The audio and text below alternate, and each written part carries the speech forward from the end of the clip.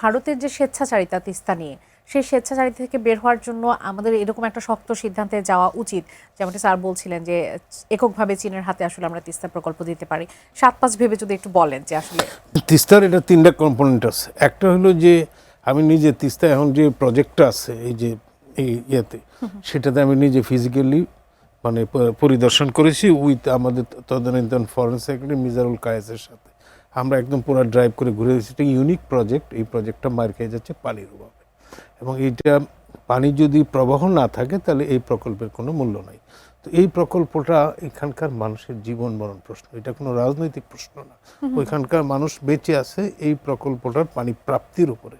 কিন্তু দেখা যাচ্ছে যে এই তিস্তা প্রজেক্টটা, তিস্তার পানি চুক্তিটা আমরা বছরের পর বছর করতে পারি নাই।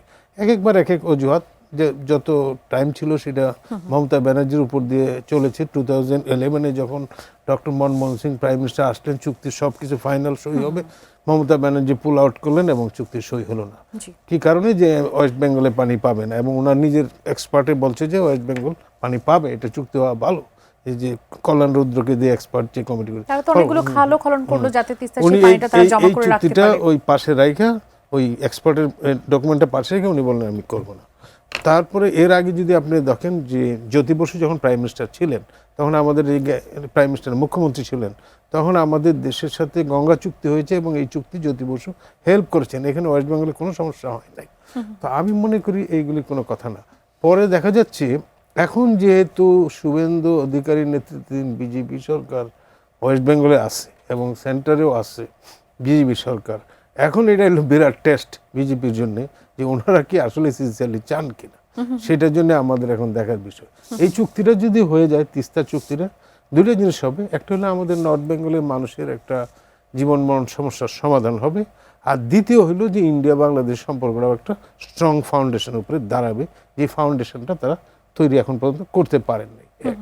আর দ্বিতীয় হলো যে চায়নার সাথে যে প্রজেক্টটা, এই প্রজেক্টটার মানে ডিটেল আমরা এখনো জানি না। আমরা যেটা শুনতে পাই যে এই প্রজেক্টটা, আমি যেটা চায়নার নদীগুলিতে দেখেছি, সেখানে দুই পারগুলি তারা মোটামুটি স্ট্রং সিমেন্ট দিয়ে বাধাই করছে, রাস্তাঘাট করছে, দুই পাশেই বাজার, শিল্প, কলকারখানা, এরকম ছোট ছোট ওয়ার্কশপ, এইসব করে এটা ইকোনমিক অ্যাক্টিভিটিসের জন্য এটা একটা ভালো জায়গা করে দিয়েছে।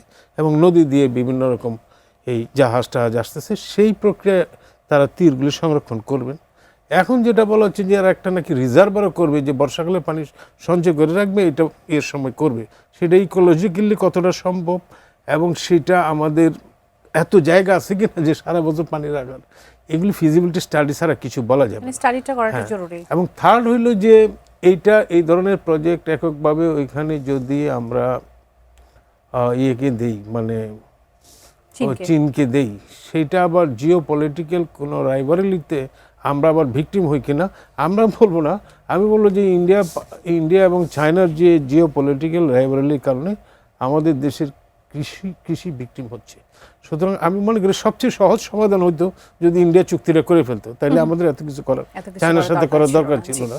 তা আমাদের সরকার হয়তো আর একটু সময় নেবে, কারণ এটা তো ন্যাশনাল ইন্টারেস্ট। কোনটা ন্যাশনাল ইন্টারেস্ট? হইল দেশের মানে সার্বিক স্বার্থ, এটা শুধু পানির স্বার্থ না, সার্বিক স্বার্থ। ওইসব দিক নিয়ে চিন্তা করে হয়তো গভর্নমেন্ট এই সফরেও নিশ্চয়ই তিস্তা নিয়ে আলাপ করবে।